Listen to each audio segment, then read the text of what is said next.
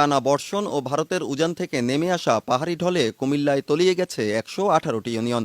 জেলার ১৭টি উপজেলার ১৪টি উপজেলায় পানিবন্দী হয়ে পড়েছেন ৭ লক্ষাধিক মানুষ। গোমতী নদীর বাঁধ ভেঙে প্লাবিত হয়েছে কুমিল্লার বুড়িচং উপজেলা এবং শালদা নদীর বাঁধ ভেঙে প্লাবিত হয়েছে ব্রাহ্মণপাড়া উপজেলার শতাধিক গ্রাম। এছাড়া জেলার ১৪ গ্রাম নাঙ্গলকোট, লাকসাম, মনোহরগঞ্জ, দেবিদ্বার এলাকাও প্লাবিত হয়েছে।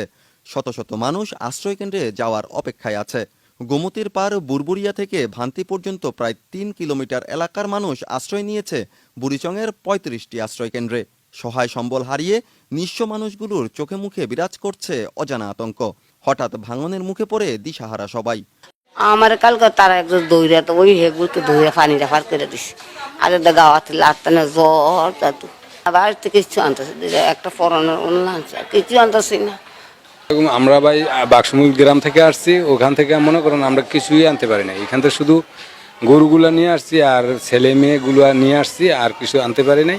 আমার ঘরের ভিতরে এখন বর্তমানে মনে করেন প্রায় কোমর মনে পানি আর কি ঘরের উপরে। বন্যা দুর্গত মানুষের প্রতি সহায়তার হাত বাড়িয়ে দিয়েছেন দেশের সকল স্তরের মানুষ। ব্যক্তি, প্রতিষ্ঠান ও সংগঠনের উদ্যোগে সংগ্রহ করা হচ্ছে টাকা, খাদ্য, বস্ত্র, সুপেয় পানি ও অন্যান্য সামগ্রী। সেগুলো পৌঁছে দেওয়া হচ্ছে দুর্গত ব্যক্তিদের কাছে।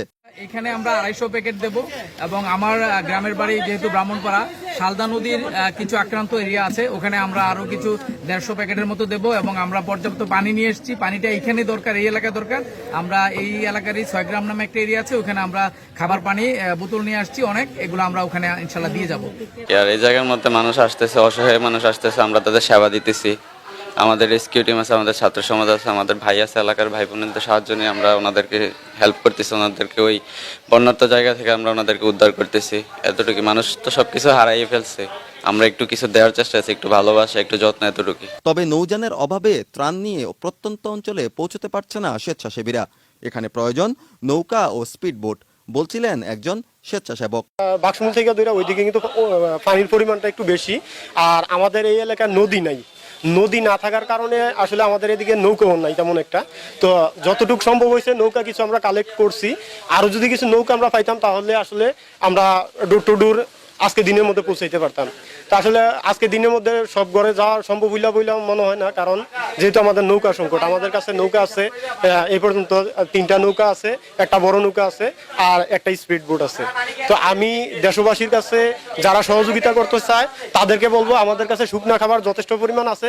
খাবার না দিয়া যদি সহযোগিতা করার ইচ্ছা থাকে তাহলে আমি বলবো যে নৌকা অথবা স্পিড বোট নিয়ে আপনারা আসেন, আইসা আমাদের যারা এখনো পানিবন্দী আছে তাদেরকে উদ্ধার করে নিয়ে আসুন। বর্তমান বন্যা পরিস্থিতিতে সহায়তা করতে বিভিন্ন শ্রেণী ও পেশার মানুষ এগিয়ে এসেছেন। অনেকে নৌযান সরবরাহ করে বন্যার্তদের পাশে দাঁড়িয়েছেন। প্রমাণ করছেন মানুষ মানুষের জন্য। অয়ন বিকাশ পাল, বাংলাদেশ বেতার, কুমিল্লা।